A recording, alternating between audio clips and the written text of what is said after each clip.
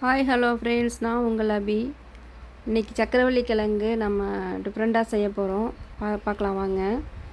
எல்லாருமே நம்ம தண்ணியில் போட்டு வேக வச்சோ இல்லை குக்கரில் போட்டு வேக வச்சோ தான் சாப்பிடுவோம். ஆனால் இந்த மாதிரி ஸ்டீம் பண்ணி எத்தனை பேர் சாப்பிடுவீங்கன்னு தெரியாது. ஆனால் இந்த மாதிரி தான் நான் சாப்பிடுவோம் நாங்கள் எங்கள் வீட்டில்.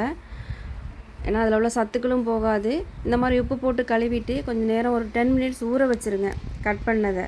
அப்போ தான் அந்த சால்ட்டு வந்து நல்லா உள்ளார போய் அப்சர்வ் பண்ணிக்கும்.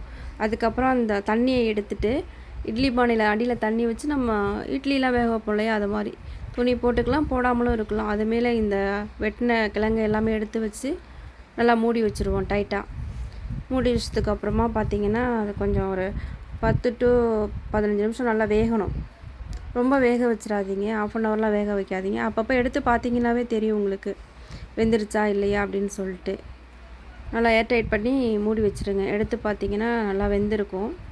அந்த சால்ட்டியோடு எடுத்து இப்போ நம்ம சும்மாவே சாப்பிட்லாம். அந்த மாதிரி லைட்டாக சுகர் மிக்ஸ் பண்ணி கூட, அப்படி சுகர் பிடிக்காதவங்களுக்கு அதை எடுத்துகிட்டு நம்ம பாருங்கள், நல்லா கரண்டியில் வந்துட்டு எடுத்து பார்த்தோம்னாலே நல்லா மாவு மாதிரி வந்துடும். மேலே தண்ணி எதுவுமே தெளிக்க வேண்டியதில்லை, அப்படியே வச்சுக்கலாம்.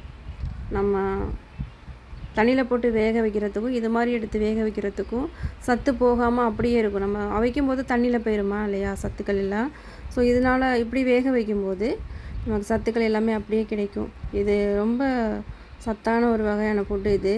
இதுக்கப்புறம் அதை எடுத்துகிட்டு நம்ம எப்பவும் போல் கடுகு, வெங்காயம், உளுத்தம்பருப்பு, வெங்காயம், வரமிளகாய், பச்சை மிளகாய் போட்டு தாளிச்சிட்டு கொஞ்சமாக மஞ்சள் பொடி போட்டு அந்த வெங்காயம் நல்லா சிவந்து வர வரையும் வறுத்துக்கலாம்.